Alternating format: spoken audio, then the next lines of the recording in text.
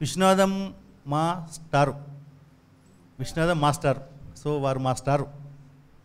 వి empower international అంటే ఆయన నేను పరిచయం చేస్తున్నాను తక్కువ. వారు వి empower international general secretary.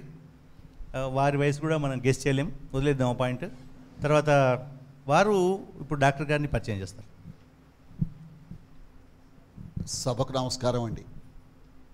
Saibaba గారు కావలసిన పద్ధతిలో పరిచయం చేసేసారు. కొంత మిగిలి ఉంది, దాన్ని క్యాపిటలైజ్ చేసుకుందామని అనుకుంటున్నాను. వారు వచ్చినప్పుడు చూసా, అంతకుముందు వారి ఫోటో చూశాను. వారు ఏమీ అనుకోకపోతే సినిమా వినోద ప్రపంచానికి జరిగిన నష్టం వైద్య వృత్తికి కలిగిన లాభంగా నాకు కనపడుతుంది.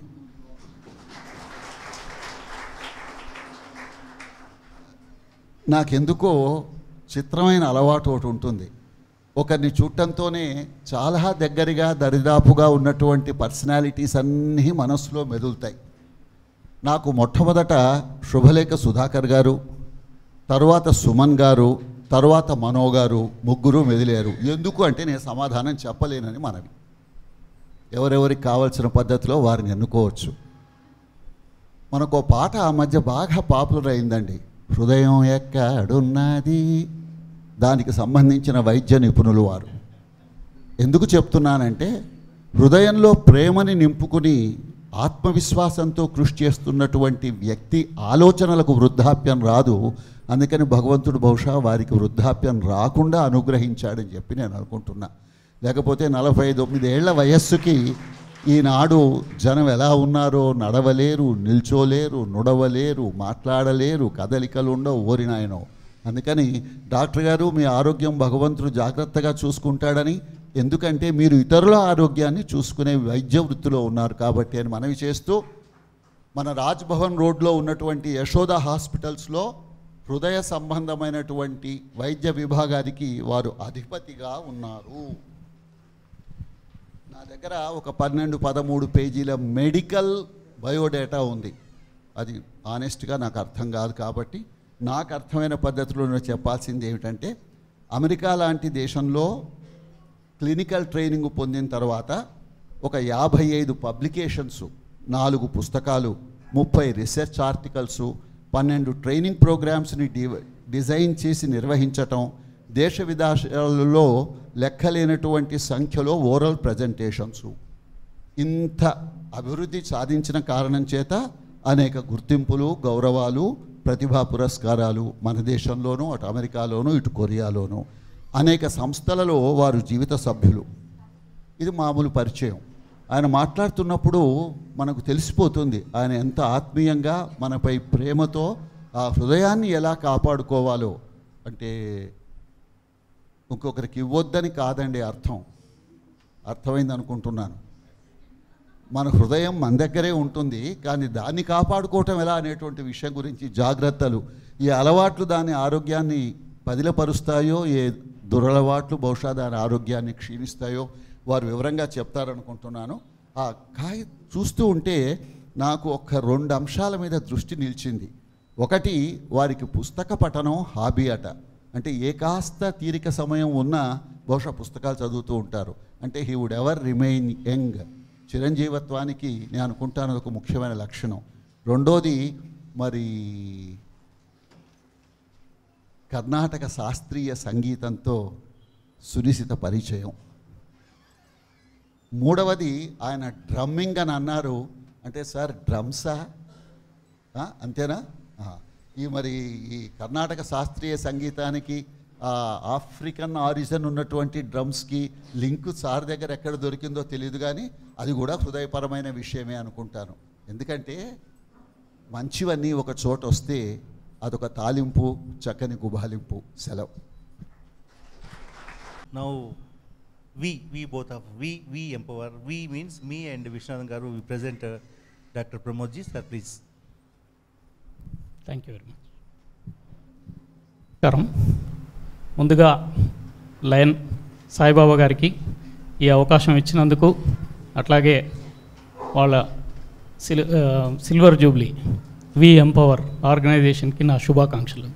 తర్వాత మీ అందరికీ మీ సమయం కేటాయించి ఇక్కడికి వచ్చినందుకు వినడానికి ఉత్సాహం చూపించినందుకు మీకు నా ధన్యవాదాలు. అట్లాగే పెద్దలు విశ్వనాథం గారు చాలా మంచి పరిచయం ఇచ్చారు, చమత్కారపూర్వకంగా చాలా బాగా చెప్పారు నా గురించి, వారికి నా ధన్యవాదాలు.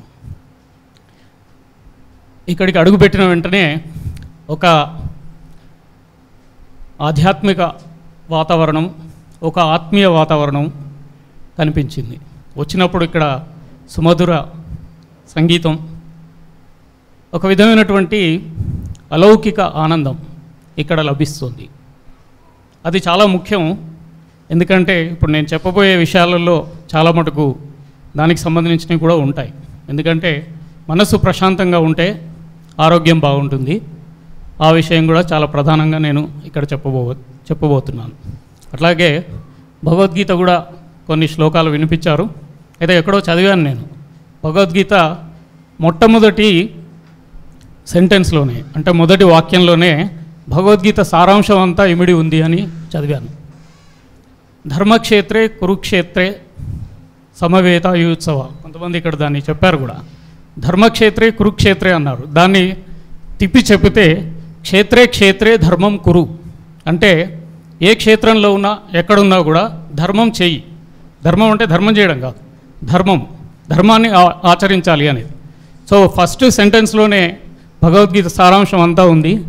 మనది హిందూ దేశం, కర్మభూమి, కాబట్టి మనం ఆ విలువల్ని కాపాడుకోవాలి. చాలా సంతోషం అనిపించింది నాకు. చాలామంది తల్లిదండ్రులను పూజించే వాళ్ళు ఉన్నారు. మన ఆర్య సంప్రదాయంలో మొట్టమొదటిది మాతృదేవోభవ అన్నారు, తర్వాత పితృదేవోభవ, ఆచార్య దేవోభవ, అతిథి దేవోభవ. ఇటువంటి మంచి లక్షణాలన్నింటిని కూడా ఇక్కడ చాలామంది పిల్లవాళ్ళు ఉన్నారు. వాళ్ళందరికీ పెంపొందిస్తున్నందుకు మీ అందరికీ నా హృదయపూర్వక ధన్యవాదాలు. అయితే ఇప్పుడు నేను మాట్లాడబోయే విషయానికి వస్తే అది పూర్తిగా సైన్స్కు సంబంధించింది. అయితే మనం అంతా కూడా సైన్స్ అనేది మొత్తం పాశ్చాత్య దేశాల నుంచి నేర్చుకున్నటువంటిది, కాబట్టి దాన్ని ఆంగ్లంలోనూ మాట్లాడితే బాగుంటుందని నేను అనుకుంటున్నాను. కానీ మధ్య మధ్యలో ఎవరికైనా అనుమానాలు ఉంటే మీరు అడగవచ్చు, నేను ఆపి చెప్పడానికి ప్రయత్నం చేస్తాను. అయితే నాకు ఇచ్చిన topic healthy habits and prevention of heart disease. అయితే ఈరోజు మనం చాలా మటుకు పేపర్లో అప్పుడప్పుడు చూస్తుంటాం, చాలా యంగ్ ఫెలో 20 years 25 years అలానా ఐటీ కంపెనీలో పనిచేస్తున్నాడు, లేదంటే ఇంకేదో బ్యాంకింగ్ సెక్టరో లేకపోతే మార్కెటింగ్లోనే ఉన్నాడు. అకస్మాత్తుగా గుండె నొప్పి అన్నాడు. ఆయన్ని మనం చూసి వాళ్ళు హాస్పిటల్కి ఫోన్ చేసి లేదా 108కు ఫోన్ చేసే లోపలే ఆ 108 వాళ్ళు వచ్చి చూసేసి నాడి కొట్టుకోవడం లేదు, గుండె పనిచేయడం లేదు, మనిషి లేడు అన్నారు అని మనం చాలాసార్లు ఈ మధ్యలో వింటున్నాం.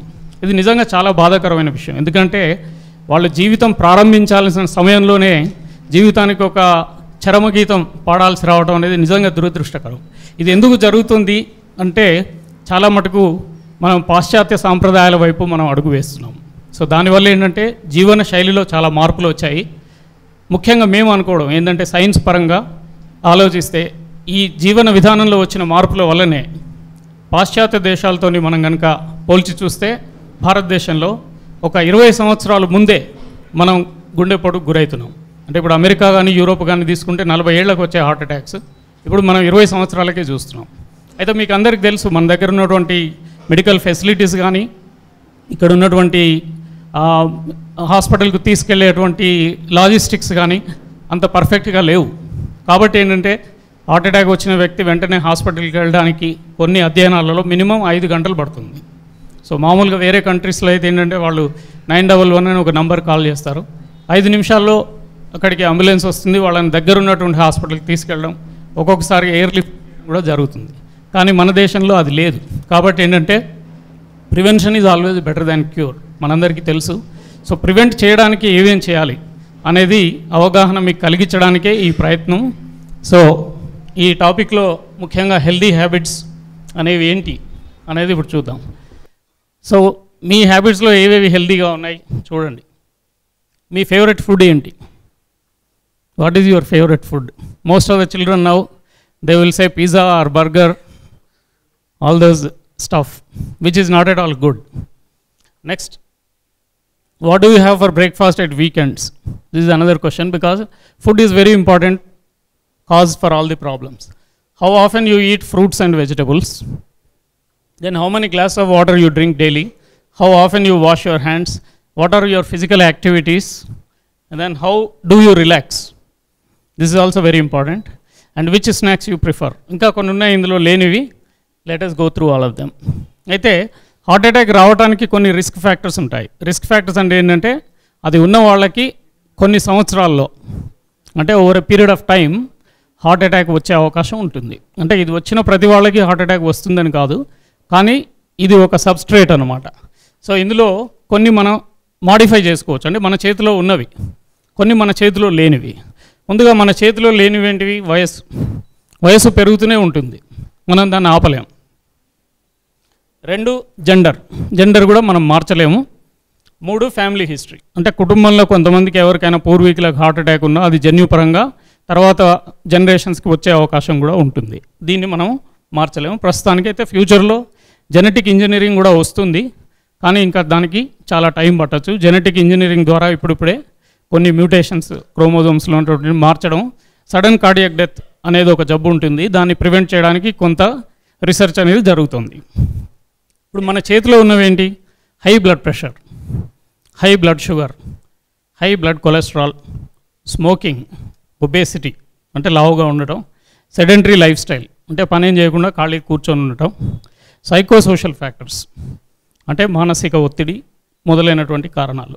సో ఇవి మాడిఫైబుల్, అంటే మనం వీటిని నియంత్రించుకోవచ్చు. ఒకవేళ బ్లడ్ ప్రెషర్ ఉందనుకోండి, దాన్ని మీరు కంట్రోల్ చేసుకోవచ్చు. అట్లాగే షుగర్ ఉందనుకోండి, దాన్ని కంట్రోల్ చేసుకోవచ్చు. కానీ దీనిలో ముఖ్యమైన విషయం ఏంటంటే అసలు ఉందో లేదో తెలుసుకోవటం, అది చాలా ప్రధానమైనటువంటి విషయం.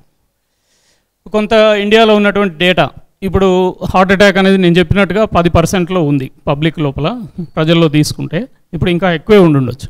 అట్లాగే smoking 36% in men, 12% in women ఏంటంటే బాగా advanced, too much rich people వాళ్ళు they smoke. At the same time who are very poor like labour they smoke, even women also smoke. ఇది ఒక ఇంపార్టెంట్ రిస్క్ ఫ్యాక్టర్. అట్లాగే high blood pressure about 37%, diabetes 12% అని ఇచ్చాము, ఇది old slide. Actually it is going to 30% now. In future 10 మందిలో 3 మన ఇండియాలో diabetes ఉండబోతుంది. అది కూడా ముఖ్యంగా సౌత్ ఇండియన్ స్టేట్స్లో ఎక్కువగా ఉండబోతుంది. ప్రాబ్లీ మనం రైస్ ఎక్కువ తింటాం కాబట్టి కర్ణాటక, తమిళనాడు, తెలంగాణ, ఆంధ్రప్రదేశ్ ఈ రాష్ట్రాల్లో, కేరళ వీటిలో చాలా ఎక్కువగా డయాబెటీస్ ఉండబోతుంది. ఫ్యూచర్లో డయాబెటీస్ క్యాపిటల్ అనబోతున్నారు India is going to be diabetes capital. Overweight 25% in men, about 36% in women. మనం ఈ మధ్య చూస్తుంటాం పిల్లలు కూడా childhood obesity is also increasing. స్కూల్లో ఉన్న పిల్లలు కూడా ఉండాల్సిన దానికన్నా చాలా ఎక్కువగా వెయిట్తో ఉంటున్నారు. అది కూడా ఒక మంచి పరిణామం కాదు. ఇక కొలెస్ట్రాల్ విషయానికి వస్తే ఇండియన్స్లో జనరల్గా లో హెచ్డిఎల్ అని ఉంటుంది, దాని గురించి నేను ముందు స్లైడ్స్లో చెప్తాను. స్ట్రెస్ అనేది ఎక్కువైపోయింది, మనకి స్ట్రెస్ ఎక్కువైపోయింది. ఎందుకంటే ఇది ఉరుకుల పరుగుల జీవితం అయిపోయింది. అందువల్ల స్ట్రెస్, ప్రతివాడికి ఉద్యోగంలో టెన్షను, ఇంట్లో టెన్షను, అన్ని రకాలైనటువంటి టెన్షన్స్ ఉన్నాయి. టెన్షన్ అనేది కొంతవరకు ఉంటే మంచిదే, కానీ అది ఉండాల్సిన దానికన్నా ఎక్కువ ఉంటే హార్ట్ అటాక్స్కి కారణం అవుతుంది. అది మేము వచ్చిన పేషెంట్స్ను వాళ్ళని చూస్తున్నప్పుడు తెలుస్తూ ఉంటుంది. అంటే రకరకాలుగా స్ట్రెస్ ఉంటుంది, వర్క్ స్ట్రెస్, లేకపోతే హెల్త్కి సంబంధించింది, ఫైనాన్షియల్ వరీస్, ఫ్యామిలీ పరంగా స్ట్రెస్, ఇవన్నీ కూడా ఉంటాయి. స్ట్రెస్ అనేది చాలా ఎక్కువగా ఉంది, అది తగ్గించుకోవాలి. తర్వాత కొన్ని ఈ సైకలాజికల్ ఫ్యాక్టర్స్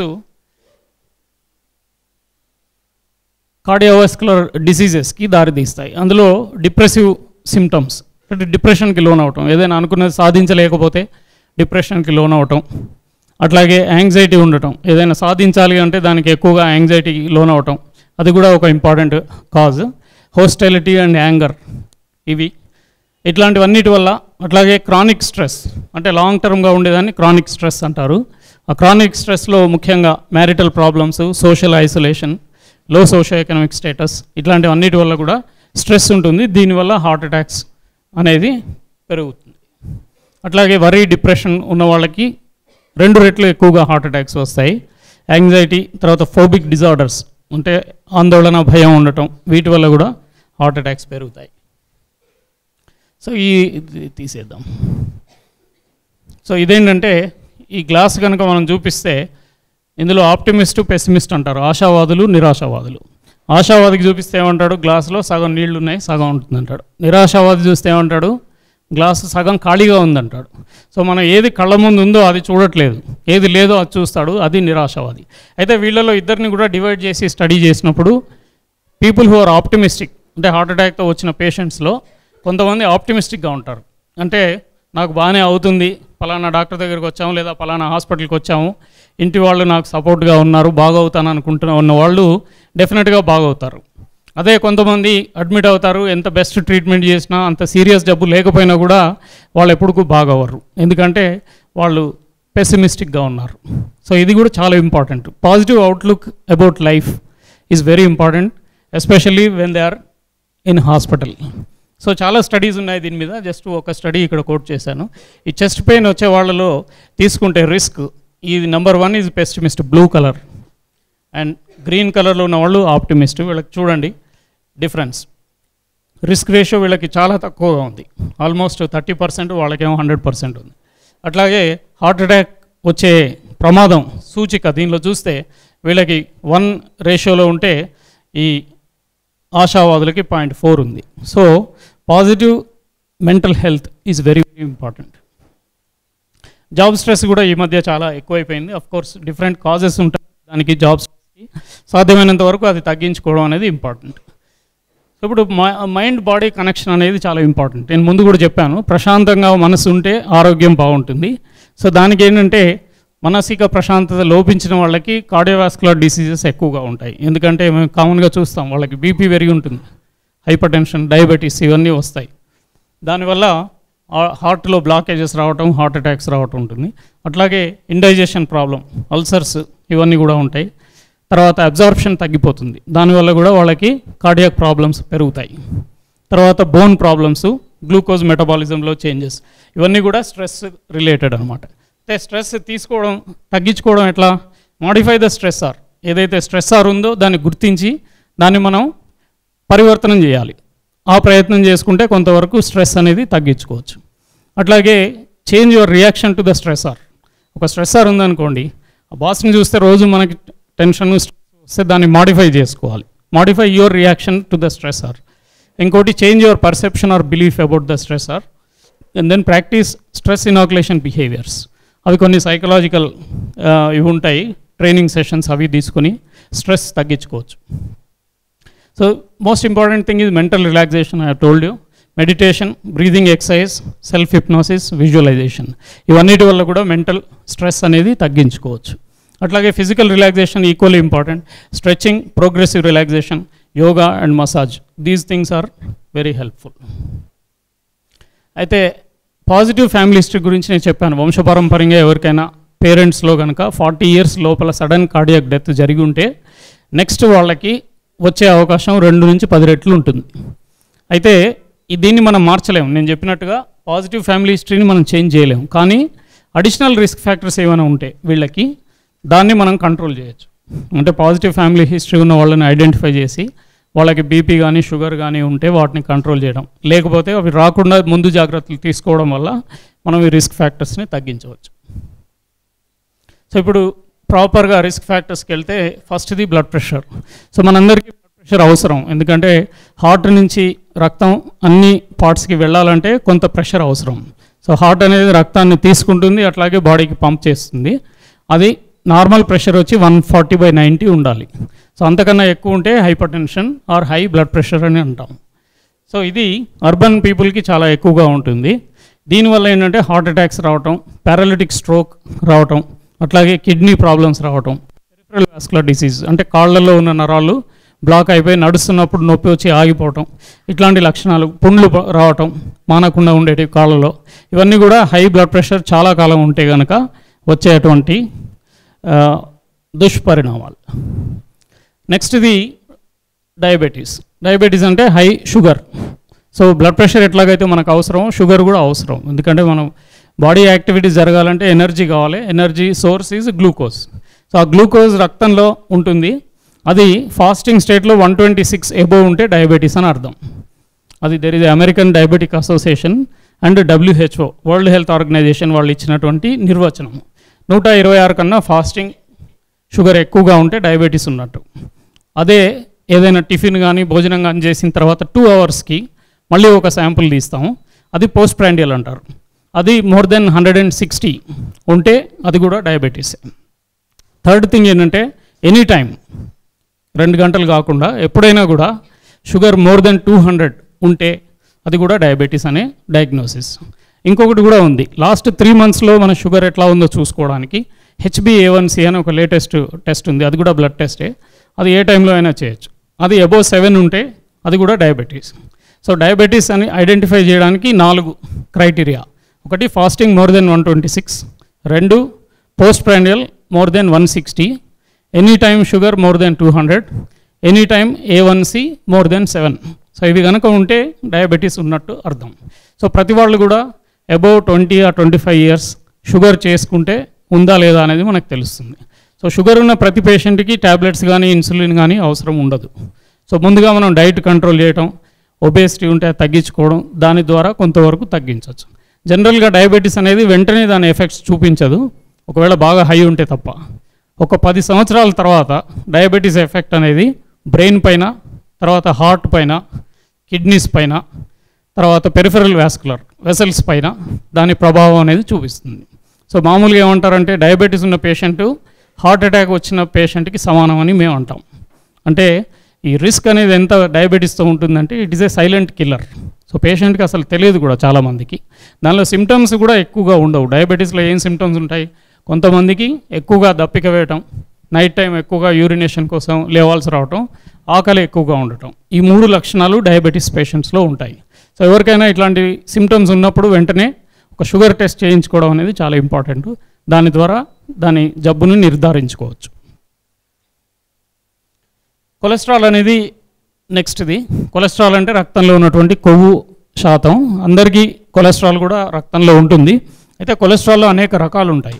LDL అంటారు, తర్వాత HDL, ట్రైగ్లిజరైడ్, VLDL అని ఈ రకాలు ఉంటాయి. ఇందులో మీరు తెలుసుకోవాల్సింది ఏంటంటే LDL అనేది బ్యాడ్ కొలెస్ట్రాల్. సో LDL 100 కన్నా ఎక్కువ ఉంటే అది రిస్క్ ఫ్యాక్టర్.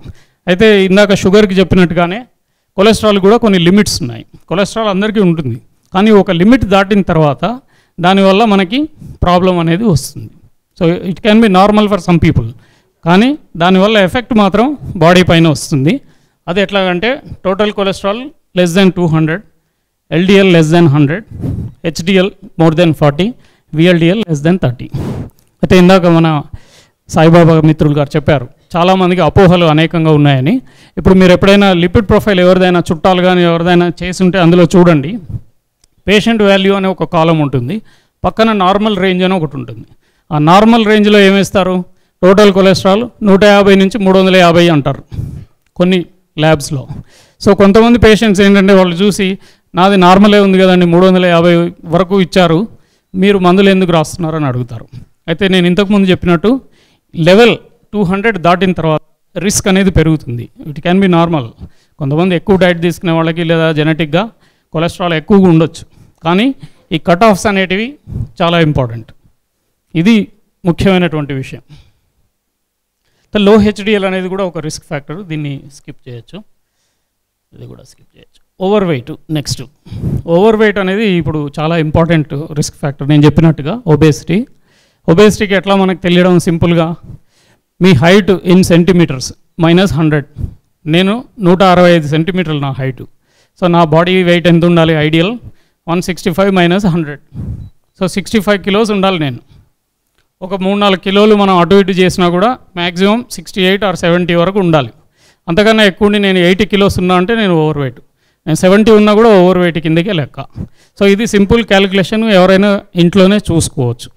అదర్ థింగ్ ఏంటంటే హాస్పిటల్స్కి వచ్చినప్పుడు we do one test called body mass index. ఇదేంటంటే కొంచెం క్యాలిక్యులేషన్. పూర్వం తరం వాళ్ళు అయితే క్యాలిక్యులేటర్ లేకుండానే చేస్తారు, కానీ యంగర్ జనరేషన్ క్యాలిక్యులేటర్ తీసి చూడాల్సి వస్తుంది. Weight in kilograms by height in metre square. So ఈ ఫార్ములా ద్వారా ఏంటంటే 18 to 25 normal body weight, 25 to 30 is over weight, more than 30 is obese. So ఇది ఎందుకు ఇంపార్టెంట్ అవుతుందంటే ఈ మధ్య చాలామందికి ఓవర్ వెయిట్ తగ్గించుకోవడానికి బేరియాట్రిక్ సర్జరీ కూడా పోతున్నారు. బేరియాట్రిక్ సర్జరీ కొన్ని ప్రాబ్లమ్స్ ఉన్నాయి, but many people are going for bariatric. So అంత దూరం పోయే బదులు ముందే బరువు తగ్గించుకోవడం అనేది మంచిది. నేను అందరికీ ఏం చెప్తుంటానంటే 100 is the cut off. 100 cross అవ్వకుండా చూసుకోవాలి. ఎందుకంటే once body weight increases more than 100, activity will be restricted. So కూర్చుని అంత దూరం పోయి ఏదైనా చేయాలంటే బరువు అయిపోతుంది, తన ఒళ్ళే తనకు బరువు అయిపోతుంది. అప్పుడు ఏమవుతుంది, ఈ విల్ బి సిట్టింగ్, సరే ఆ టిఫిన్ పట్టుకురా బాబు ఇక్కడే తినేస్తానంటాడు. అప్పుడు ఏమవుతుంది, ఇంకా more and more you are putting inside, more weight will happen. So అందుకని ఏంటంటే 100 క్రాస్ అవ్వకుండా చూసుకోవాలి. Same thing for others. Sugar కూడా 100 కన్నా తక్కువ ఉండాలి, అట్లాగే కొలెస్ట్రాల్ కూడా 100 కన్నా తక్కువ ఉండాలి, LDL. సో ఈ 100 ఫిగర్ గుర్తుపెట్టుకోండి, అది సింపుల్. తర్వాత ఒబేసిటీలో ఏంటంటే 2 రకాలు డిస్క్రైబ్ చేశారు. ఒకటేమో యాపిల్ షేప్డ్ ఒబేసిటీ, రెండోది పియర్ షేప్డ్. పియర్ అంటే మీకు తెలుసు అనుకుంటా, ఈ మధ్యలో చూస్తున్నాం బాగానే, పియర్స్ ఇక్కడ కూడా దొరుకుతున్నాయి. యాపిల్ షేప్డ్ ఒబేసిటీలో ఏంటంటే అబ్డామెన్ చుట్టూ ఫ్యాట్ డిపాజిట్ ఉంటుంది. అంటే అబ్డామిన్ పొట్ట చాలా లావుగా ఉంటుంది, హిప్స్ సన్నగా ఉంటాయి. అయితే ఈ అబ్డామినల్ గర్త్ పెరగడం వల్ల ఏంటంటే వాళ్ళకి ఇన్సులిన్ రెసిస్టెన్స్ వస్తుంది. ఇన్సులిన్ అనేది ఒక హార్మోన్, షుగర్ తగ్గించడానికి మన శరీరంలో ఉత్పత్తి అయ్యే హార్మోన్. అయితే ఈ ఓవర్ వెయిట్ అబ్డామినల్ ఒబేసిటీ ఉన్న వాళ్ళకి ఇన్సులిన్ పనిచేయదు. బాడీలో ఇన్సులిన్ తయారవుతుంది కానీ అది పనిచేయదు, అందువల్ల వాళ్ళకి షుగర్ ఎక్కువగా వస్తుంది. So that is one of the important problems with this kind of obesity. Better thing ఏంటంటే పియర్ షేప్డ్, అంటే అబ్డామిన్లో ఫ్యాట్ అవ్వకుండా ఈ హిప్స్ పైన డిపాజిట్ అయ్యేది, ఇట్ ఈస్ బెటర్. సో ఇది ఎట్లా వస్తుంది, when you do good exercise abdominal fat తగ్గుతుంది, అందుకనే అది చూసుకోవాలన్నమాట. ఇంకోటి ఏంటంటే వేస్ట్ సర్కంఫరెన్స్ మెజర్మెంట్స్. మెన్ అయితే 40 ఇంచెస్, ఉమెన్ 35 ఇంచెస్, ఇది కట్ ఆఫ్. సో మెన్ అందరూ ఎప్పుడైనా ప్యాంట్లు కుట్టించుకోవడానికి పోయినప్పుడు 40 అవుతుందా 45 అవుతుందా వాచ్ చేసుకోవాలి. So it is a sign of prosperity actually. Obesity is a sign of prosperity, but at the same time it is bad for health. So ఇది example, ఈ అమ్మాయి గర్భవతి, ఈయన సగం. సో ఇట్లాంటి సిచ్యువేషన్ రాకుండా చూసుకోవాలి. పొట్ట తగ్గించుకోవడం అనేది చాలా ఇంపార్టెంట్. నెక్స్ట్ హెల్తీ హ్యాబిట్ ఏంటి, ఎక్సర్సైజ్. సో ఇప్పుడు చెప్పినవన్నీ హ్యాబిట్స్ కావు యాక్చువల్లీ, అవన్నీ రిస్క్ ఫ్యాక్టర్స్. అవి రాకుండా చూసుకోవడానికి ఏం హ్యాబిట్స్ మనం చేసుకోవాలనేది నెక్స్ట్. సో ఇందులో ముఖ్యంగా ఏంటంటే ఎక్సర్సైజ్. ఎక్సర్సైజ్లో 2 రకాలు ఉంటాయి. ఏరోబిక్ ఎక్సర్సైజ్ అంటే brisk walking, jogging, swimming, cycling, అంటే అన్ని బాడీ పార్ట్స్ ఏవైతే మనం యూజ్ చేస్తామో అది aerobic exercise or isometric exercise అంటారు ఇంగ్లీష్లో. సో ఇవి కార్డియాక్ పేషెంట్స్కి కానీ లేకపోతే in general for health better. అయితే ఇవాళ రేపు ఏంటంటే నేను చెప్పినట్టుగా అందరం చాలా బిజీగా ఉంటాం కాబట్టి టైం ఉండదు, ఎక్సర్సైజ్ చేయడానికి టైం ఉండదు. మరి అట్లాంటప్పుడు ఏం చేయాలి, మనం టైం తీసుకొని చేయాలి. అయితే రికమెండేషన్స్ ఏంటి, American heart association daily for 30 minutes at least 4 days per week. So బాగా కష్టపడ్డారనుకోండి వీకెండ్స్ వదిలేయండి, వారంలో 4 రోజులు కనీసం అరగంట చేయాలి. తర్వాత ఏం చేశారు, అరగంట కూడా మేము చేయలేమండి చాలా బిజీగా ఉందని పబ్లిక్ అందరు చెప్తుంటారు కదా ఫోరమ్స్లో. అప్పుడు ఏం చేశారు, మీరు ఒకేసారి అరగంట చేయక్కర్లేదు, 10 నిమిషాలు పొద్దున ఆరు 15 నిమిషాలు పొద్దున, సాయంత్రం 15 చేసినా పర్వాలేదు. స్ప్లిట్ చేసి అట్లీస్ట్ 10 minutes చొప్పున 3 installmentsలో వర్కౌట్ చేసినా కూడా పర్వాలేదు. ఇంకోటి మనం ఏం చేయొచ్చు మామూలుగా అంటే మెట్లు ఎక్కడం, లిఫ్ట్ తీసుకోవడం మానేసి మెట్లు ఎక్కడం, అదొకటి ఇంపార్టెంట్. తర్వాత పార్కింగ్ ప్లేస్ ఎక్కడైనా ఉంటే దూరంగా పెట్టి నడుచుకొని రావటం, ఇట్లాంటి వాటి వల్ల కూడా కొంచెం ఎక్సర్సైజ్ అవుతుంది. ఇంట్లో కూడా రిమోట్ తగ్గించేసి నడిచి చేంజ్ చేసుకోవడం అట్లాంటివి కొన్ని చేస్తే కొంచెం అన్నా ఎక్సర్సైజ్ అవుతుంది. హార్ట్ పేషెంట్స్కి ఒక ఇంపార్టెంట్ థింగ్ ఏంటంటే వెయిట్ లిఫ్టింగ్, అట్లాంటి ఎక్సర్సైజెస్ మంచివి కావు. సో చాలామంది ఏంటంటే హార్ట్ పేషెంట్స్ కూడా జిమ్ అటు వెళ్తుంటారు ఈ మధ్య. So they have to be careful. So weight లాస్కి కొన్ని టిప్స్ ఏంటంటే 3500 calories equal to 1 pound of fat. 1 pound అంటే అర కిలో వెయిట్ అనుకోండి. తగ్గడానికి 1500 kcal, 3500 calories తగ్గించాలి. అంటే ఎవ్రీడే 500 calories బర్న్ చేస్తే వారం రోజుల్లో అర కిలో వెయిట్ తగ్గుతుంది. ఓకే, అయితే దీనికి ఎట్లా అంటే ఒకేసారి క్రాష్ చేయకూడదు. చాలామంది ఏం చేస్తారు, మొత్తం ఈ నేచురోపతిలో అక్కడ ఇక్కడ జాయిన్ అయిపోయి నిమ్మకాయ నీళ్ళు అవి తాగేసి మొత్తం వెయిట్ అంతా తగ్గిపోయిందండి, 20 kilos, I last 20 kilos, I'm very comfortable అంటారు, ఒక 50,000 బిల్ కట్టేసి. మళ్ళీ తర్వాత ఏమవుతుంది, వచ్చిన తర్వాత they are again back on the track. So next 15 days or 20 days they will have 25 kilos extra. So అట్లాంటి సడన్ క్రాష్ వెయిట్ లాస్ అనేది ఎప్పుడు కూడా చేయకూడదు. It should be gradually done. 1 to 2 pounds per week. అంటే 1/2 kilo or 1 kilo per week తగ్గించాలి. మనం calories burn చేయలేకపోతే at least intake తగ్గించాలి. That is also very important. ఇప్పుడు 500 క్యాలరీస్ వచ్చే ఫుడ్ మనం డైలీ కనుక తగ్గిస్తే 1 వీక్లో కొంత కంట్రోల్ అవుతుంది. యాక్చువల్లీ మన ట్రెడిషన్లో ఉన్నటువంటి ఉపవాసాలు అవన్నీ కొంతవరకు మంచివే, ఎందుకంటే వారంలో అట్లీస్ట్ కొన్ని రోజులు 1 డే ఆర్ 2 డేస్ డైటింగ్ అవుతుంది ఆటోమేటిక్గా. అది కూడా మనం నేర్చుకోవాల్సినటువంటి విషయమే. సో ఇంకోటి ఏంటి, tips to cut calories. Calories ఎట్లా తగ్గించాలి?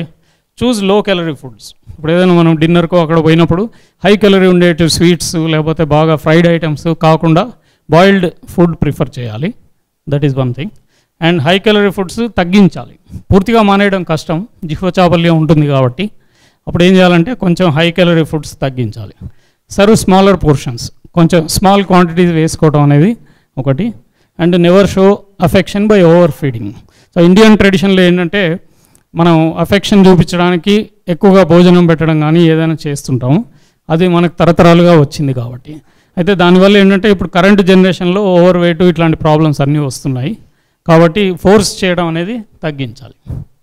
అయితే భోజనంలో ఏమేమి ఉంటాయి కాంపోనెంట్స్? కార్బోహైడ్రేట్స్ ఉంటాయి, ఫ్యాట్స్, ప్రోటీన్స్ ఉంటాయి. ప్రోటీన్స్ బాడీ బిల్డింగ్కి పనికొస్తాయి, ఫ్యాట్స్ ఏమో రకరకాల హార్మోన్స్ ఎంజైమ్స్ తయారవడానికి ఉపయోగపడతాయి. కార్బోహైడ్రేట్స్ అనేవి ఇంపార్టెంట్. అయితే కార్బోహైడ్రేట్స్లో కూడా సింపుల్ కార్బోహైడ్రేట్స్, కాంప్లెక్స్ అని ఉంటాయి. Complex are better. అట్లాగే ఫ్యాట్స్ లోపల శాచురేటెడ్ ఫ్యాట్స్ వాడకూడదు. శాచురేటెడ్ ఫ్యాట్స్ అంటే ఏంటంటే చలికాలం గడ్డగట్టేవి. కొబ్బరి నూనె ఉందనుకోండి, చలికాలం సాలిడ్ అయిపోతుంది. అట్లాంటి వాటిలో అర్థం ఏంటంటే ఎక్కువగా శాచురేటెడ్ ఫ్యాట్స్ ఉంటాయి, అవి హార్ట్కి అంత మంచివి కావు. సో ఆలివ్ ఆయిల్ కానీ సన్ఫ్లవర్ లేదంటే safflower, they are called unsaturated fats. They are. అట్లాగే ప్రోటీన్స్ లోపల డైరీ, మీట్ అండ్ పల్సెస్ తీసుకోవచ్చు. Fibre is very important. Of course మనం ఇండియన్ డైట్లో చాలా మటుకు కాయగూరలు అవి తింటాం, ఫైబర్ ఉంటుంది. వేరే Europeans and Americans they eat lot of bread కాబట్టి వాళ్ళకి ఫైబర్ చాలా తక్కువ ఉంటుంది. That is why they have some problems like over weight, then diabetes, cancer, కొలానిక్ cancers ఇవన్నీ ఎక్కువగా ఉంటాయి. సో ఈ మధ్య మన దగ్గర కూడా కొలాన్ క్యాన్సర్స్ ఎక్కువగానే చూస్తున్నాం. సో ప్రాబబ్లీ ఈ డైట్ మోడిఫికేషన్ వల్ల ఒక రీజన్ అయి ఉండొచ్చు. ఇది డాష్ డైట్ అనేది ఒక స్టడీలో చూశారు వాళ్ళు ఏం చేశారంటే హై బ్లడ్ ప్రెషర్ ఉన్న పేషెంట్స్కి 11 వీక్స్ అంటే దాదాపు ఒక 3 మంత్స్ అనుకోండి, ఒక గ్రూప్కి కేవలం వెజిటబుల్స్ తర్వాత ఫ్రెష్ ఫ్రూట్స్ భోజనంలో ఎవ్రీడే యాడ్ చేసి they have checked the blood pressure after 3 months. So ఎవరికైతే ఈ ఫ్రూట్స్ అండ్ వెజిటబుల్స్ డైట్లో ఎక్కువగా పెట్టారో వాళ్ళకు ఒక 5 మిల్లీమీటర్ మందులు లేకుండానే బ్లడ్ ప్రెషర్ అనేది తగ్గింది. సో దాని అర్థం ఏంటంటే ఫ్రూట్స్, వెజిటబుల్స్ అనేవి తీసుకోవడం వల్ల ఫైబర్ ఉంటుంది, అందువల్ల షుగర్, కొలెస్ట్రాల్ అబ్జార్ప్షన్ తగ్గుతుంది, అట్లాగే బ్లడ్ ప్రెషర్ కూడా తగ్గుతుంది. సో ఒక 3 రిస్క్ ఫ్యాక్టర్స్ మనం దీని ద్వారా సింపుల్గానే తగ్గించవచ్చు. సో మనది టిపికల్ ఇండియన్ డైట్ అందరికీ తెలిసిందే, mixture of protein, carbohydrate, fats. It is very good.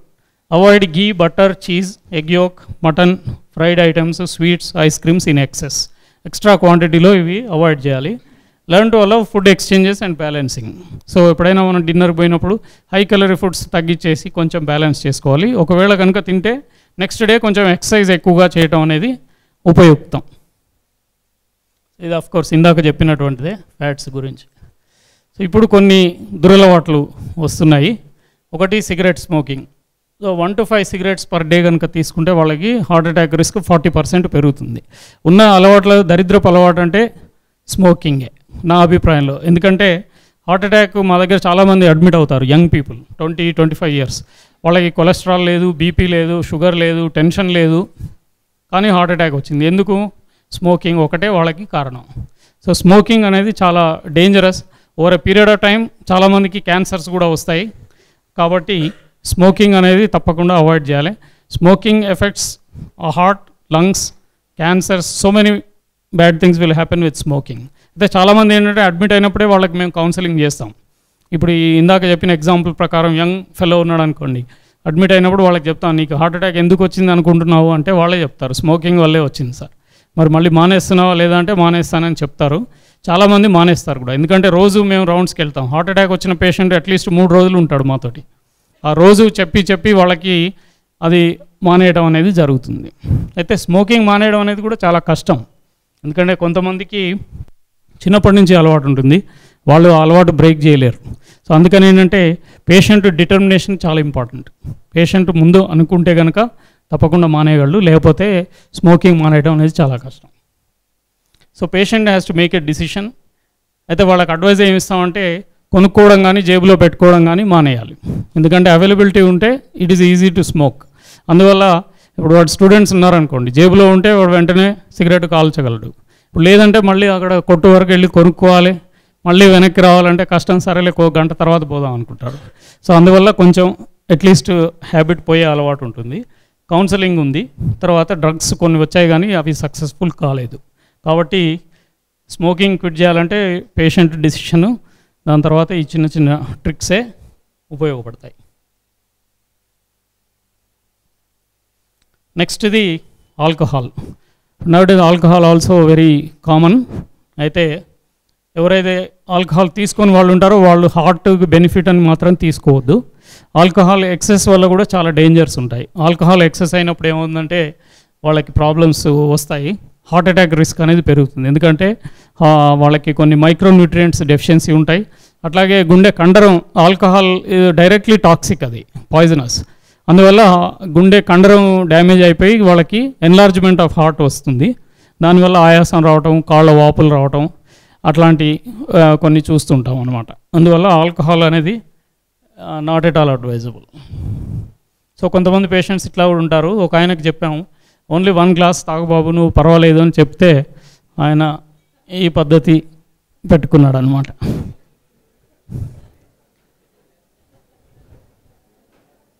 So కొన్ని బ్యాడ్ ఆల్కహాలిక్ ప్రాక్టీసెస్ కూడా ఉన్నాయి. అంటే alcohol not in moderation, moderate quantities అని వాళ్ళు ఇచ్చారు డెఫినేషన్స్. ఆ లెవెల్లో తీసుకుంటే పర్వాలేదు, అంతకన్నా ఎక్కువైతే హార్ట్కి ప్రాబ్లం వస్తుంది. తర్వాత alcohol not in setting off social obligation, social functions and all ఆ టైంలో తీసుకుంటే పర్వాలేదు.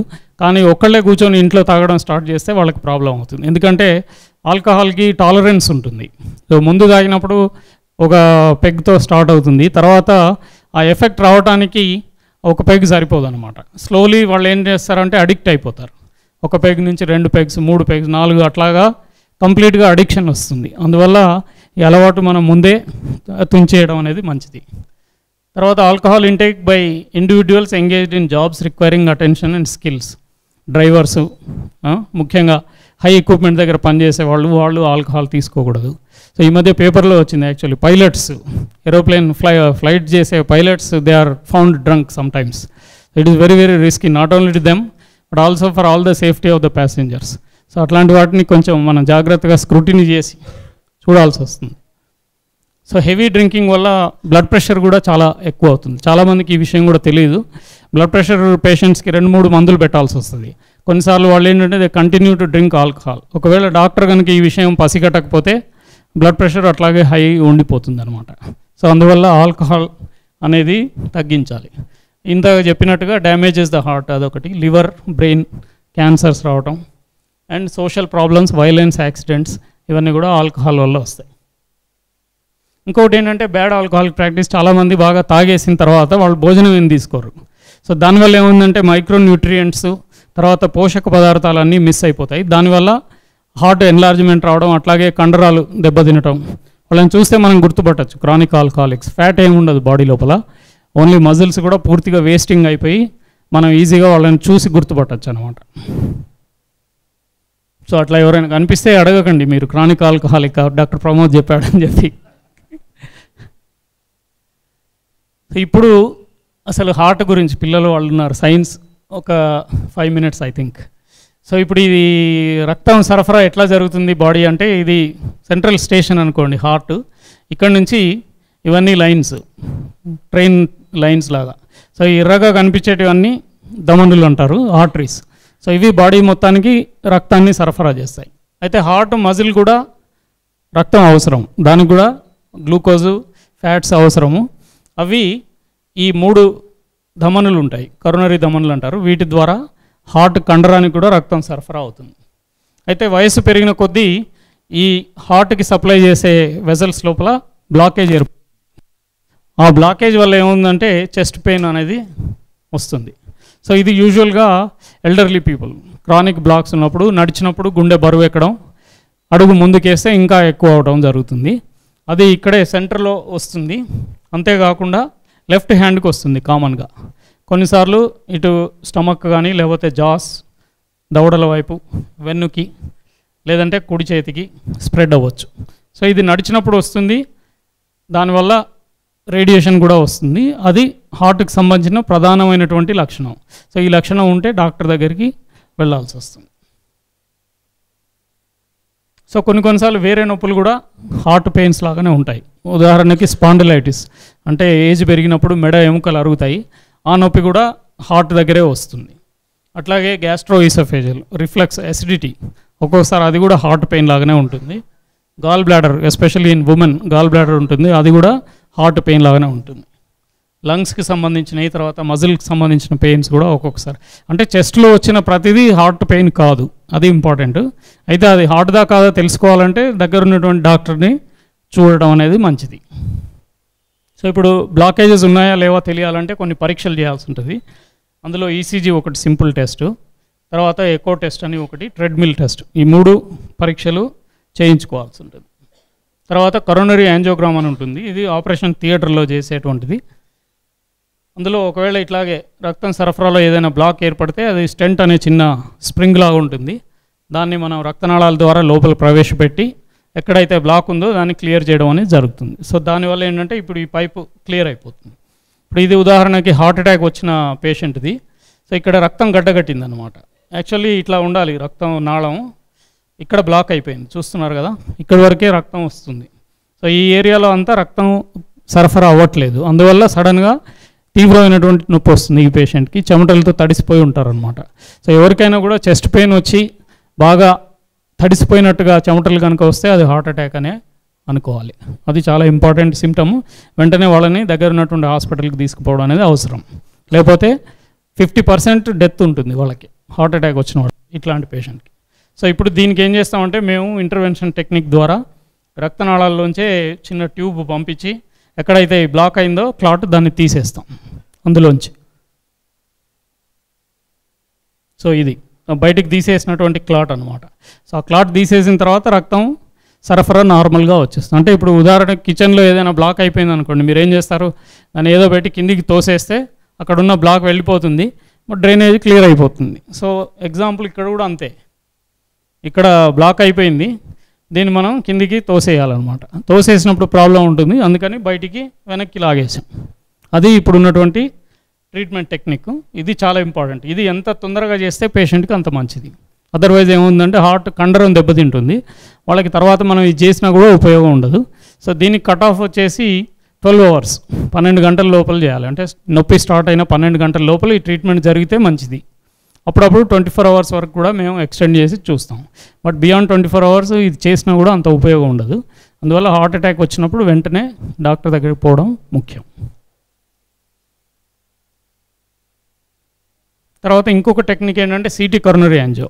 సో అందరినీ ఆపరేషన్ థియేటర్లోకి తీసుకుపోయి చేసే అవసరం లేకుండా ఎక్స్రే మాదిరిగా, సిటీ స్కాన్ మాదిరిగానే ఇప్పుడు నేను చెప్పినటువంటి ఆర్టరీస్ని చూడొచ్చు. ఇప్పుడు హార్ట్ పైన ఉన్నాయి కదా, సో వీటిని మనం చూసి ఎక్కడైనా బ్లాక్ ఉంటే దాన్ని గుర్తించవచ్చు. ఉదాహరణకి ఇక్కడ నారోయింగ్ ఉంది, నారోయింగ్ అంటే బ్లాక్ ఉందని అర్థం అన్నమాట.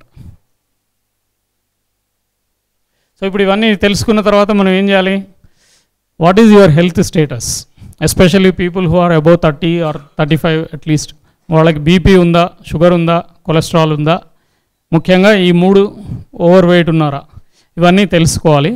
తర్వాత బ్యాడ్ హ్యాబిట్స్, స్మోకింగ్ కానీ ఆల్కహాల్ ఉంటే అవి మానేయాలి. డయట్, హెల్తీ డయట్ ఫాలో అవ్వాలి. సో ఇవి చేస్తే చాలా మటుకు హార్ట్ అటాక్స్ రాకుండా మనం ముందే ప్రివెంట్ చేసుకోవచ్చు. Read about common risk factors and heart diseases. పేపర్స్లో ఈ మధ్య బాగానే డాక్టర్లు అందరూ కూడా రాస్తున్నారు, టీవీలో కూడా వస్తుంటాయి. లేదా ఇట్లా ఎప్పుడైనా అవకాశం దొరికినప్పుడు ఎవరైనా డాక్టర్ మాట్లాడుతుంటే విని కొంతవరకు తెలుసుకోవచ్చు. ఇంటర్నెట్, టీవీ, తర్వాత న్యూస్ పేపర్స్, హెల్త్ టాక్స్, వీటి ద్వారా కూడా కొంచెం హార్ట్ అవేర్నెస్ అనేది మనం పెంచుకోవచ్చు. Discussion among colleagues and friends. ఎవరికైనా కొలీగ్ సో చెస్ట్ పెయిన్ వచ్చింది, హాస్పిటల్కి వెంటనే వెళ్తే ఏమైంది, లేదా వెళ్ళకపోతే ఏమైంది, అది కూడా మనం మామూలుగా మాట్లాడుకున్నప్పుడు కొంత తెలుసుకోవచ్చు. తర్వాత మీ డాక్టర్ ఎవరైతే ఫ్యామిలీ డాక్టర్ ఉంటారో వారితో మాట్లాడితే కూడా అసలు ఏంటి అనేది చెప్పగలుగుతారు, న్యూస్ పేపర్లో వచ్చినవి.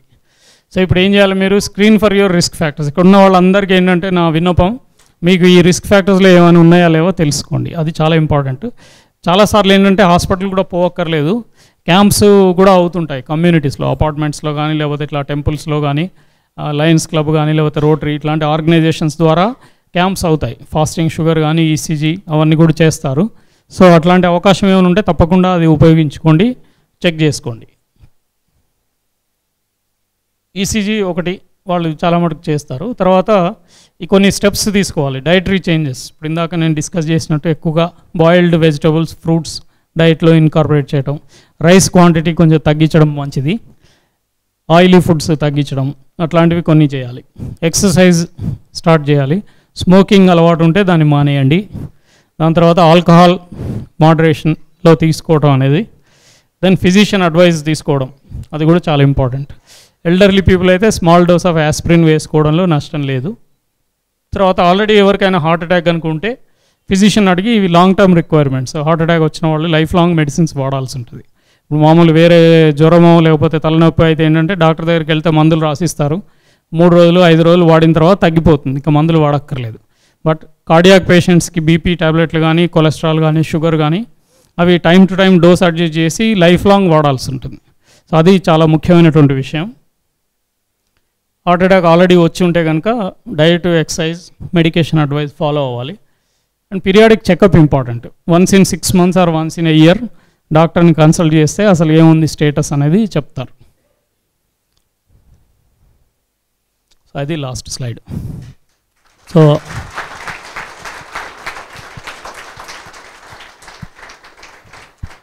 సో ఈ అవకాశం ఇచ్చినందుకు మీ అందరికీ నా ధన్యవాదాలు. ఓపికగా విన్నందుకు కూడా మీ అందరికీ ధన్యవాదాలు.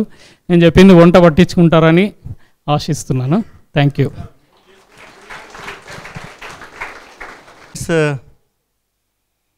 ఎలా కొట్టుకుంటుంది గుండె?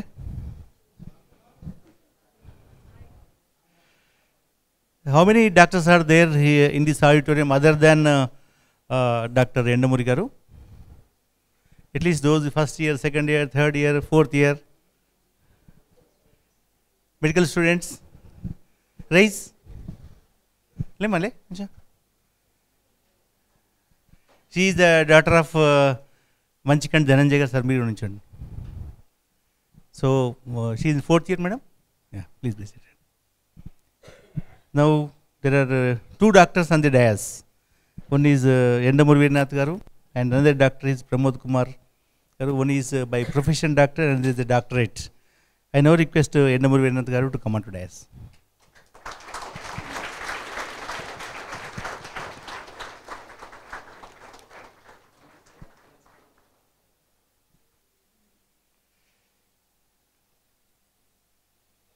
నాకు ఎవరో చెప్పారు దేవుడికి కోపం తెప్పించినా పర్వాలేదు కానీ డాక్టర్ కోపం తెప్పించకూడదని. అసలు దేవుడికి కోపమే రాదు. మహా అయితే దేవుడికి కనుక కోపం తెప్పిస్తే డాక్టర్ దగ్గర పంపిస్తాడు, క్యూర్ అయిపోతాం. కానీ డాక్టర్ కోపం తెప్పిస్తే దేవుడి దగ్గర పంపిస్తాడు.